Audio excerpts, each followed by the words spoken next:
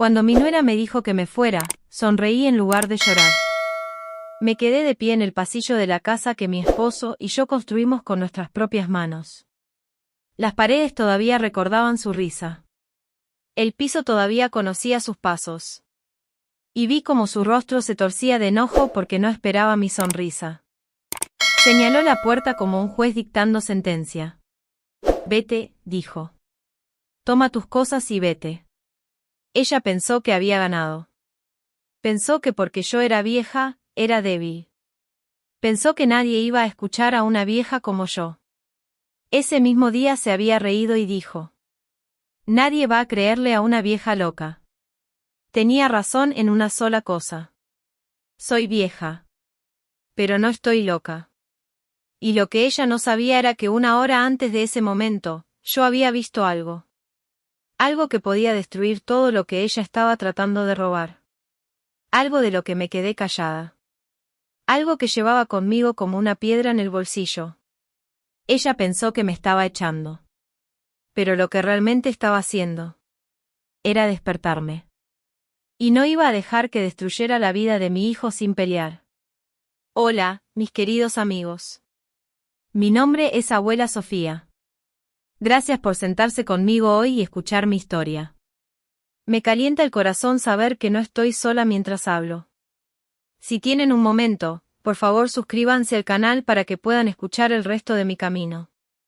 Y díganme en los comentarios desde dónde me están escuchando. Y díganme esto, ¿alguna vez recibieron a alguien en su hogar, solo para darse cuenta después de que había venido a quitarles algo? Mi historia comienza en una casa llena de sol y del aroma de café con leche. Mi esposo, Roberto, falleció hace 5 años. Que Dios lo tenga en su gloria. Era un buen hombre. Un hombre callado. Un hombre que creía que si trabajabas duro y amabas a tu familia, todo lo demás se acomodaba solo. Llegamos a este país sin nada, solo con esperanza y espaldas fuertes. Ahorramos cada dólar. Pintamos nuestra casita de amarillo, como el sol. Plantamos rosas en el jardín delantero. Criamos a nuestro único hijo, Mateo, dentro de esas paredes. Mateo es mi corazón. Es mi vida. Cuando Roberto murió, Mateo fue quien me mantuvo en pie. Trabaja en la construcción, igual que su padre. Llega a casa con polvo en las botas y dolor en los hombros, pero siempre sonríe cuando me ve. Hola, mamá, me decía, besándome la mejilla. ¿Cómo estuvo tu día? Yo le cocinaba sus comidas favoritas. Arroz con pollo. Frijoles negros. Plátanos dulces. Y lavaba la ropa.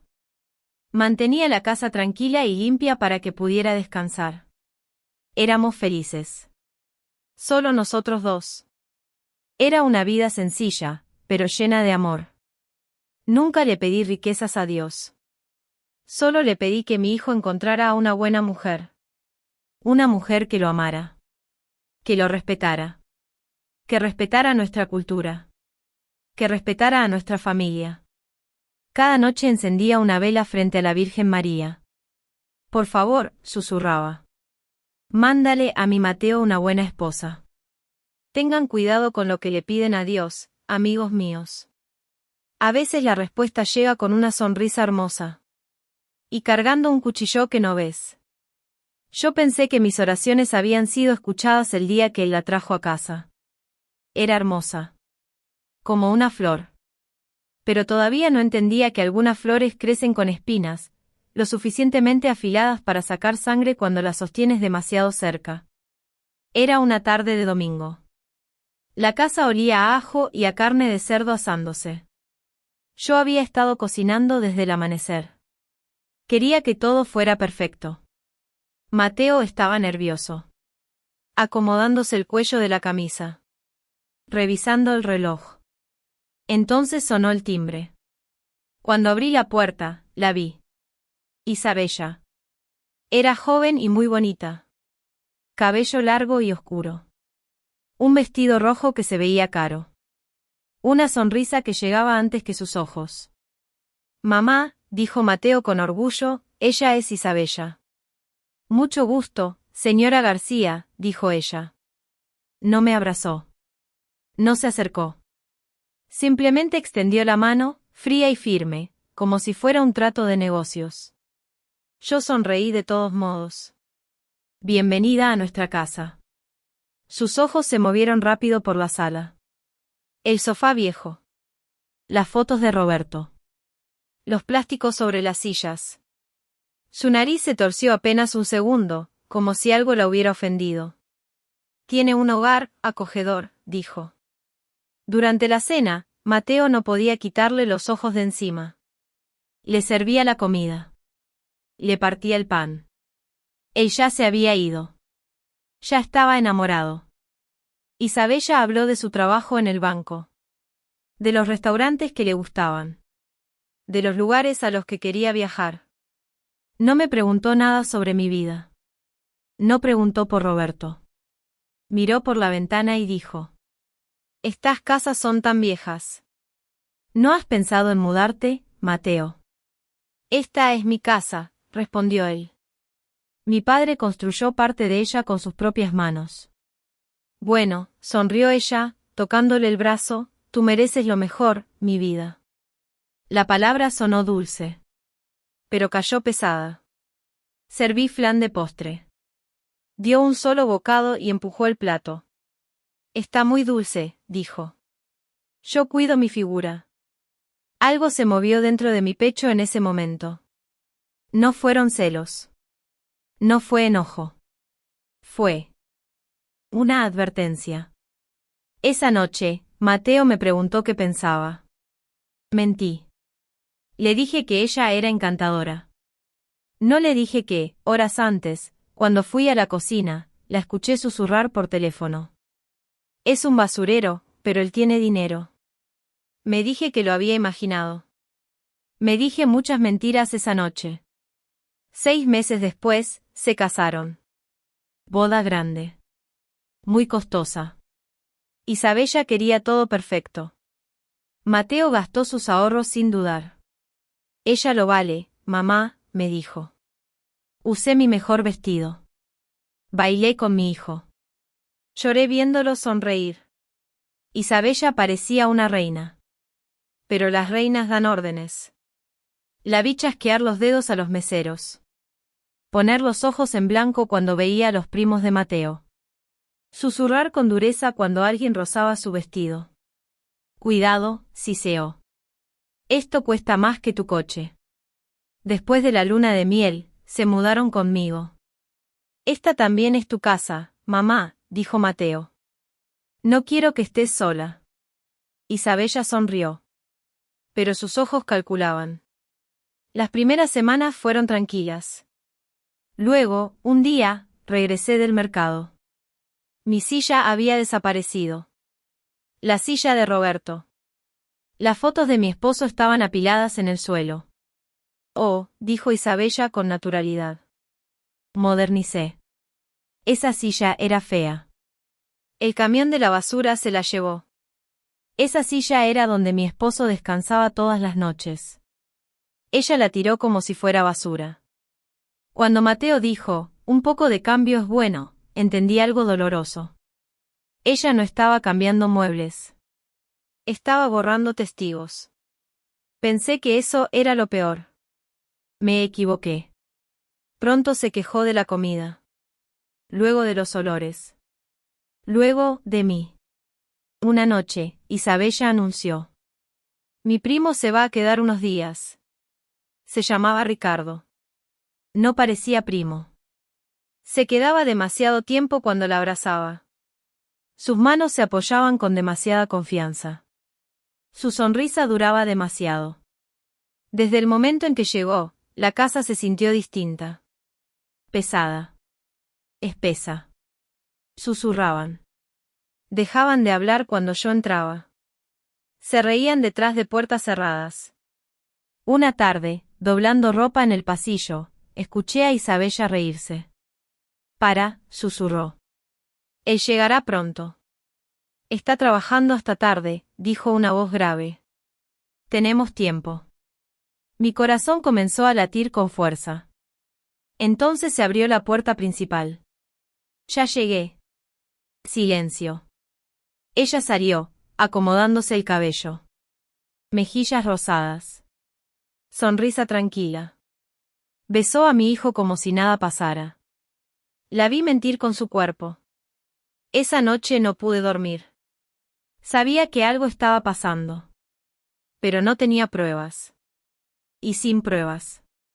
Una madre se convierte en la villana. Ricardo se volvió más atrevido. Isabella, más distante. Mateo, más cansado. Cuando intenté advertirle, suspiró. Por favor, mamá.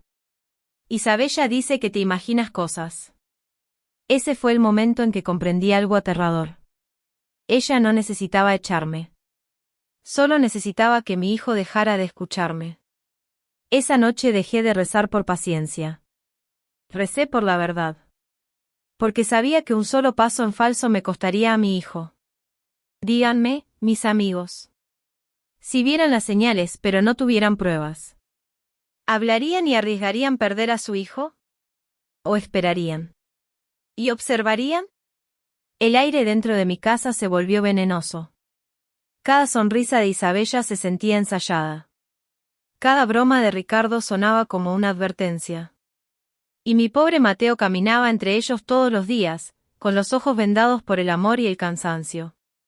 Cuando un hombre trabaja 12 horas con las manos, no ve las cosas pequeñas. Pero una mujer vieja lo ve todo. Isabella compró un teléfono nuevo. Dijo que el viejo ya no servía. Pero este no se le despegaba de la mano. Iba con ella al baño. Al cuarto de lavado. A la cama. Una noche, yo estaba lavando los platos. El agua corría fuerte. Mateo estaba en la ducha. Entonces lo escuché. El sonido venía del bolso de Isabella, sobre la encimera. Ella estaba fuera con Ricardo, revisando el jardín. Cerré la llave del agua. La pantalla del teléfono se encendió. Un mensaje. Un nombre. R. El mensaje decía: es tan estúpido. ¿No sospecha nada, cuando nos vamos? Mis manos temblaron tanto que se me cayó el trapo. ¿Cuándo nos vamos? ¿Irse a dónde? ¿Con el dinero de quién? ¿Y qué dejarían atrás? La puerta trasera se abrió. Abrí el agua al máximo y restregué la olla como si mi vida dependiera de ello. Isabella entró primero. Ricardo detrás. Sus ojos fueron directo a su bolso. ¿Mi teléfono vibró? Preguntó.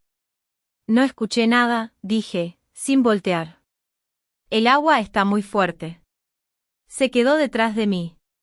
En silencio. Observando. Luego agarró su bolso. Me duele la cabeza, dijo. Voy a recostarme. Buenas noches, abuela, dijo Ricardo con una sonrisa perezosa. Esa sonrisa me dijo algo importante. Él sabía que yo sabía. Y no le importaba. Entonces entendí que me estaba quedando sin tiempo. Estaban planeando una salida. Y cometí mi primer error. Intenté advertir a mi hijo antes de tener pruebas. 2 días después, Mateo y yo estábamos solos.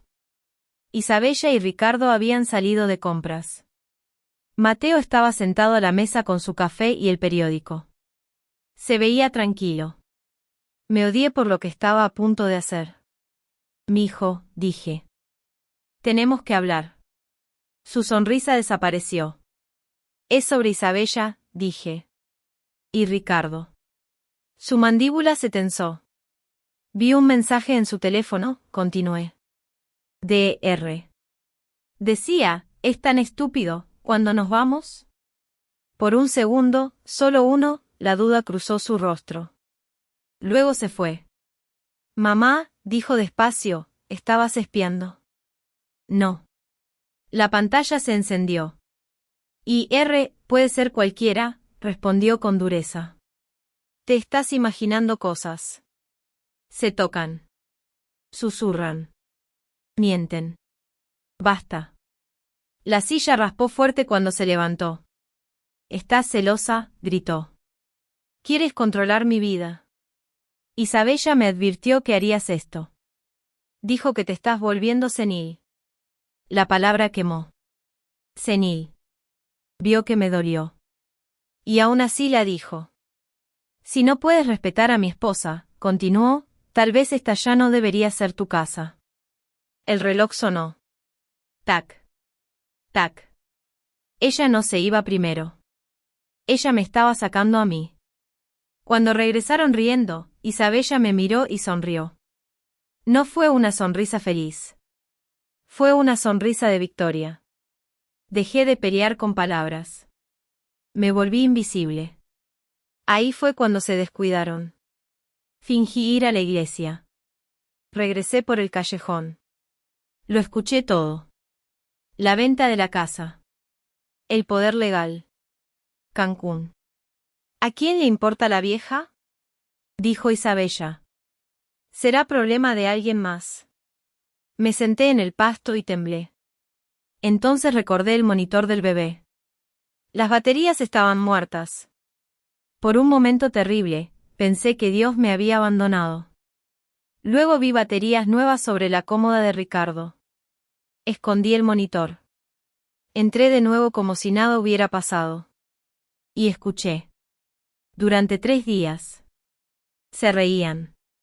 Planeaban. Contaban dinero que no era suyo. Esperé el momento que le rompería el corazón a mi hijo para siempre. El cumpleaños de Mateo. La cena. Subí el volumen al máximo. Y cuando la verdad salió por ese pequeño altavoz. Mi hijo por fin vio. Pero no salió corriendo. Se quedó paralizado. Porque la traición no explota. Se derrumba. Mañana actuaríamos. Esta noche, fingiríamos.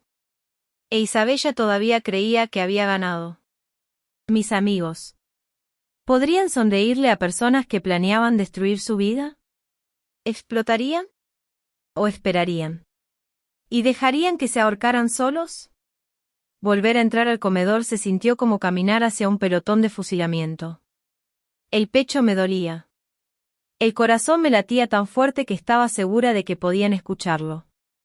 Cada paso pesaba más que el anterior, como si el mismo piso no quisiera que regresara allí. Mateo ya estaba sentado. Su rostro estaba pálido, casi gris, como el de un hombre que acaba de recibir malas noticias y aún no encuentra su voz. Aún así, mantenía los hombros rectos. Lo estaba intentando. Intentando ser fuerte. Intentando ser el hombre de la casa, incluso mientras su mundo se partía en dos. Coloqué el flan sobre la mesa. Mis manos me traicionaron. La cuchara se me resbaló y golpeó el plato con un ruido fuerte. Cuidado, Sofía, dijo Isabella sin levantar la vista de su teléfono. No hagas un desastre.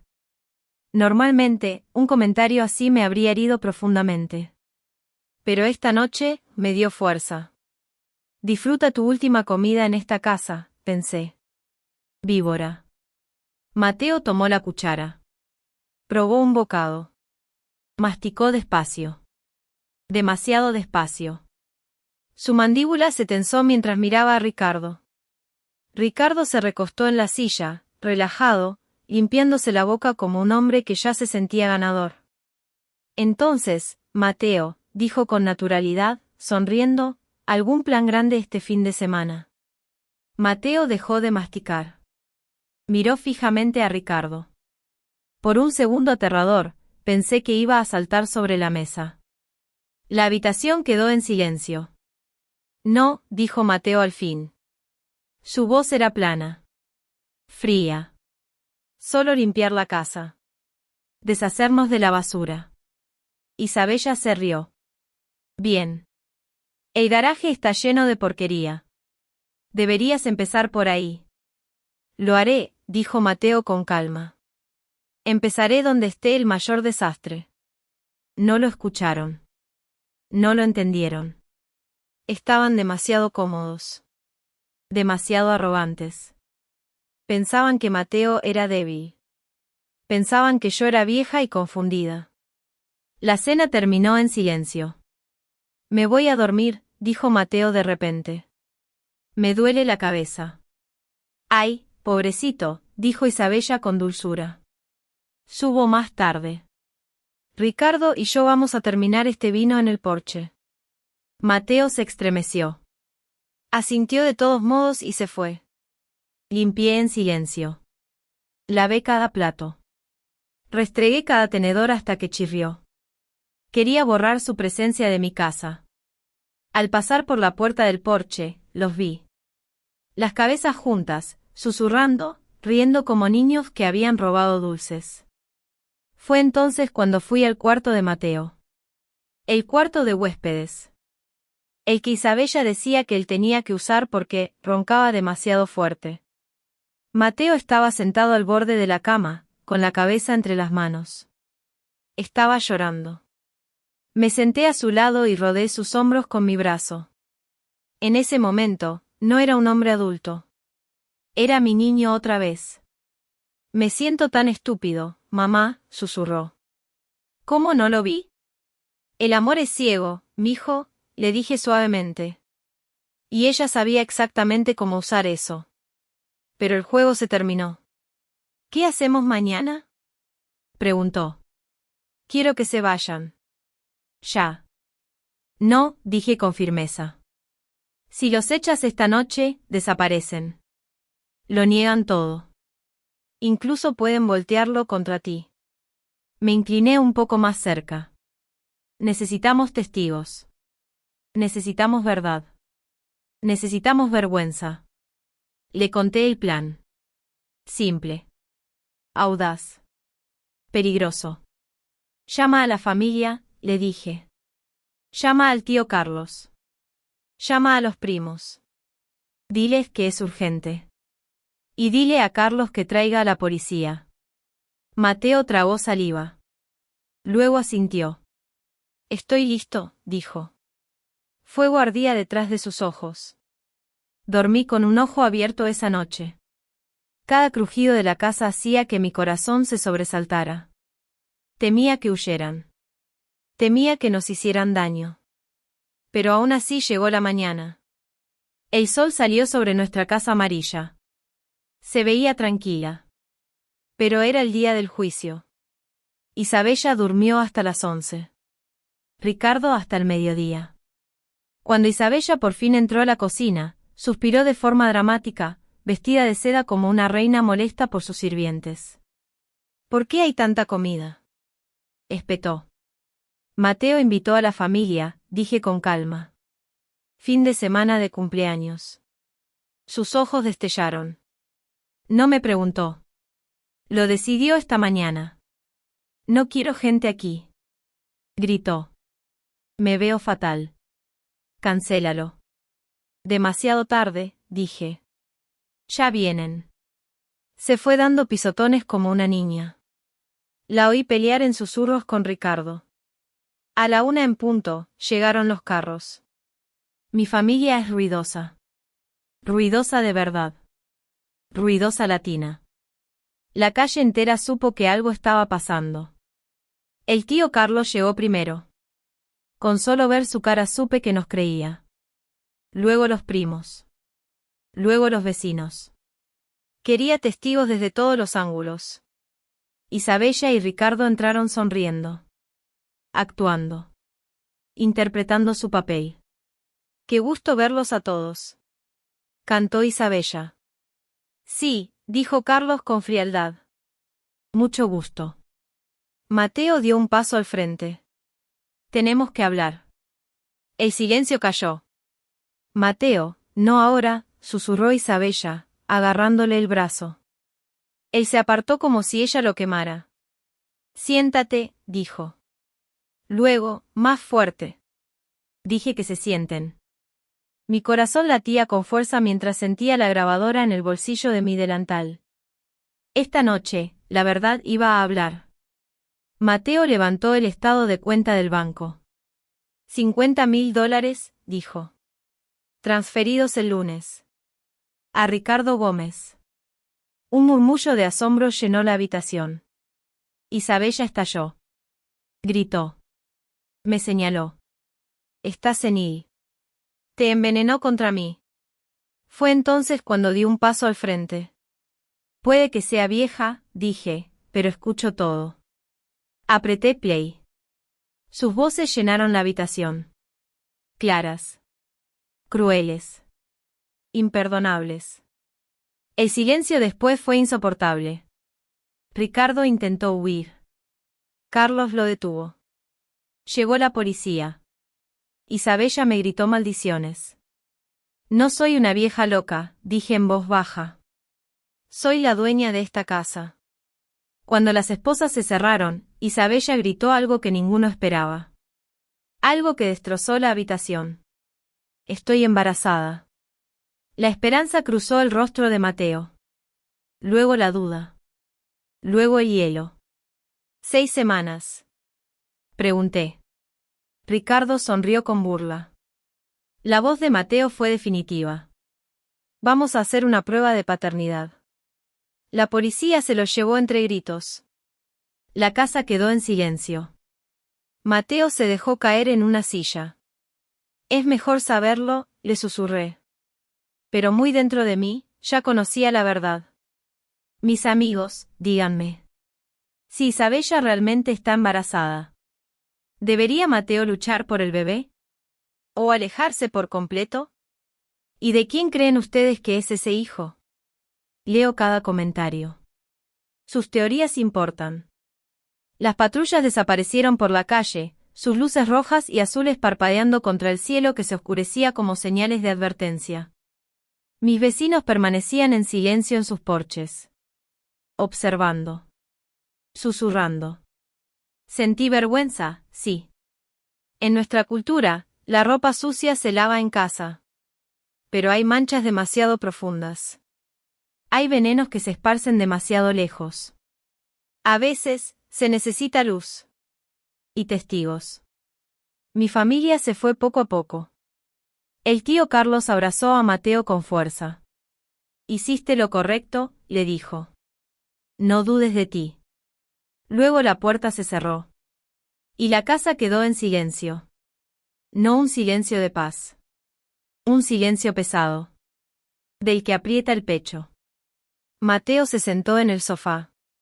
El mismo sofá donde Isabella solía pasar horas en el teléfono, ignorándolo. Miraba sus manos como si ya no le pertenecieran. Se fue, mamá, susurró. ¿De verdad se fue? Sí, mijo, dije suavemente. La serpiente salió del jardín. Pero, su voz se quebró. ¿Y si lleva a mi hijo? ¿Cómo se borra a alguien que podría ser parte de ti para siempre? Ese fue su último truco. Incluso con esposas, dejó un anzuelo clavado en su corazón. No dormimos esa noche. A la mañana siguiente, limpiamos. No polvo. A ella. Mateo empacó su ropa en bolsas negras de basura. Zapatos. Joyas. Perfume que aún olía a mentiras. No lloró. Se movía como una máquina. Yo limpié el cuarto de Ricardo. El aire estaba rancio. Podrido. Encontré un recibo debajo de la cama. Cancún. 2 boletos. Solo ida. Salida el lunes. Hoy era domingo. Los detuvimos con 24 horas de sobra. Mamá, dijo Mateo de pronto. Tenía una cajita en la mano. Una prueba de embarazo. 2 líneas rosadas. Positivo. Se me cayó el estómago. No estaba mintiendo, dijo Mateo en voz baja. Hay un bebé. Lo sé, respondí. Pero todavía necesitamos la verdad. Necesito saberlo, dijo. ¿Soy padre, o solo otra víctima? Los días siguientes fueron caos. Abogados. Llamadas. Mensajes de voz llenos de gritos desde la cárcel. Isabella le rogó a Mateo que pagara la fianza. Piensa en el bebé. Lloraba. Mateo casi cedió. Hasta que el abogado descubrió algo que lo cambió todo. El señor Sterling habló con calma, pero sus ojos eran filosos. Ella te acusa de abandono, dijo. Quiere manutención. La casa. Intentó robársela. Repliqué. La grabación ayuda, asintió. Pero el embarazo cambia como sienten los jueces. Se niega a una prueba de ADN, continuó. Dice que es peligrosa. Entonces peleamos, dijo Mateo. Lo estamos haciendo, respondió el abogado. Y si se niega, alegamos fraude. Ella aceptó la prueba. Con una condición. Quería ver a Mateo. No vayas, le advertí. Ella sabe cantarles a los corazones rotos. Tengo que ir, dijo. Necesito oír la mentira, o la verdad, de su boca. La cárcel olía a cloro y desesperación. Isabella entró vestida de naranja. Sin maquillaje. Sin poder. Lloró en cuanto vio a Mateo. Amor, por favor, sollozó. Tengo miedo. Por nuestro hijo. Mateo no tocó el vidrio. ¿Es mío?, preguntó. Sí. Gritó. Ricardo me presionó. Me amenazó. Sonaba convincente. Peligrosamente convincente. Entonces me puse de pie. Cuéntale de las noches que él trabajaba hasta tarde, dije. Sus ojos se clavaron en mí. La máscara cayó. Mateo lo vio. Vamos a hacer la prueba, dijo. Y si el bebé es mío, lo protegeré. De ti. Su rostro se endureció. Por eso necesitaba a Ricardo, escupió. Un hombre de verdad. Mateo no parpadeó. Un hombre de verdad no le roba a la familia. Colgó. Salimos caminando. 4 días después, un sobre estaba sobre la mesa de la cocina. Delgado. Blanco. Pesado de destino. Mateo lo miró durante 1 hora. Finalmente. Probabilidad de paternidad, 0,00%. 0. No era suyo. Me persigné. Mateo soltó una risa rota. Ella lo sabía, dijo. Intentó atraparme. Se acabó, dije. El abogado confirmó la anulación. La casa estaba a salvo. Mi hijo era libre. Pero entonces, encontré su diario. No era amor. Era un proyecto. Objetivo adquirido. La madre es un problema. Mi hijo nunca fue un esposo. Fue una inversión. Lo quemé. 2 semanas después, llegó una carta. De Ricardo. Confesó. También la traicionó a ella. Dinero oculto. Dinero sucio. Mateo lo rechazó. Lo donó. Eligió la luz. ¿Por qué rezar por ella?, preguntó Mateo. Porque el odio construye jaulas, le dije. Y ella ya vive en una. Mis amigos. Mateo regaló el dinero. Eligió la paz antes que la venganza. Ustedes podrían hacerlo. O lo guardarían como un reembolso por todo el dolor. Los meses que siguieron fueron tranquilos. No el silencio peligroso de los secretos, sino el silencio de la sanación. Como una herida que todavía duele. Pero ya no sangra. El proceso legal fue largo y pesado. Fechas en la corte. Papeles. Salas de espera que olían a café viejo y preocupación. Yo me ponía mi mejor vestido negro cada vez. Mateo usaba el mismo traje gris. Nos sentábamos uno junto al otro en la última fila, con las manos apretadas, como si tuviéramos miedo de que la verdad se escapara si la soltábamos. La jueza era una mujer severa, con ojos cansados detrás de unos lentes gruesos. Estudió las pruebas con cuidado. Escuchó la grabación, la risa de Isabella resonando en esa sala fría. Esto fue un plan calculado, dijo la jueza. Cruel. Depredador. Cuando leyó el diario en voz alta, la palabra objetivo, sentí como la mano de Mateo apretaba la mía. Isabella lloró. Culpó a Ricardo. Culpó al miedo. Culpó a todos menos a ella misma. La jueza no parpadeó. 3 años para Isabella. 4 para Ricardo. Cuando el mazo golpeó, Van, todo mi cuerpo tembló. Había terminado. Legalmente. Pero no emocionalmente. Mateo no sonrió. Solo asintió, como un hombre al que por fin le permiten soltar un peso que había cargado demasiado tiempo. Afuera, la luz del sol era dura. La ciudad olía a humo y polvo. Para mí, olía a libertad. Me siento vacío, dijo Mateo en voz baja. Amé a alguien que nunca existió. No estás vacío, le dije. Estás limpio por dentro. Ahora hay espacio. Manejamos de regreso a casa. Nuestra casa amarilla seguía ahí, esperándonos. Pero sanar nunca es una línea recta. Justo cuando creíamos que lo peor había quedado atrás, llegó una carta. Del Estado. Sobre el bebé. Mateo miró esa carta durante 3 días. Podría salvar a este niño, dijo. Darle una vida mejor. Vi al padre que quería ser luchando contra el hombre que necesitaba convertirse. No puedes sanar una herida abriendo otra, le dije con suavidad. Esa noche lloró. No fuerte. Ese llanto silencioso que llega cuando los sueños finalmente mueren. A la mañana siguiente, firmó los papeles. Cuando la pluma tocó la hoja, su mano tembló. Pero cuando la levantó, volvió a respirar. Con el pasado resuelto, nos volvimos. Hacia la casa. Y la casa aún llevaba sus huellas. Vendimos todo. Barato.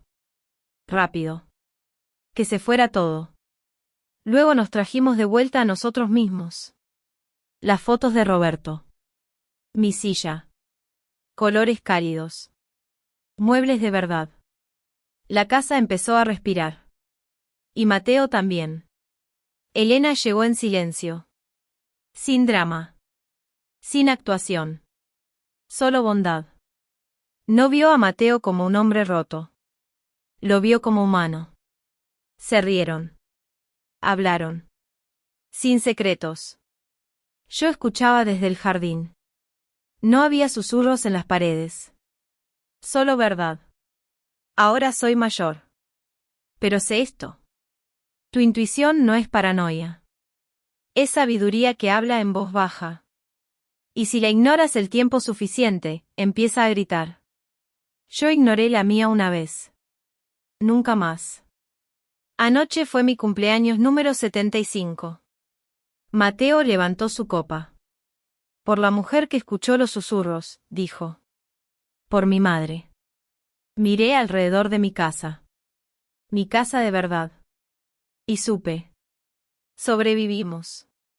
Así que, mis queridos amigos, esta no es solo una historia de traición. Es una historia sobre escuchar. Confíen en su instinto. Protejan su hogar. Y nunca dejen que nadie les convenza de que la sabiduría se pierde con la edad. No se pierde. Se afila. Si esta historia tocó su corazón, por favor den me gusta y suscríbanse. Y díganme. ¿Alguna vez ignoraron su intuición? ¿Y desearon no haberlo hecho? Leo cada comentario. Y estoy escuchando.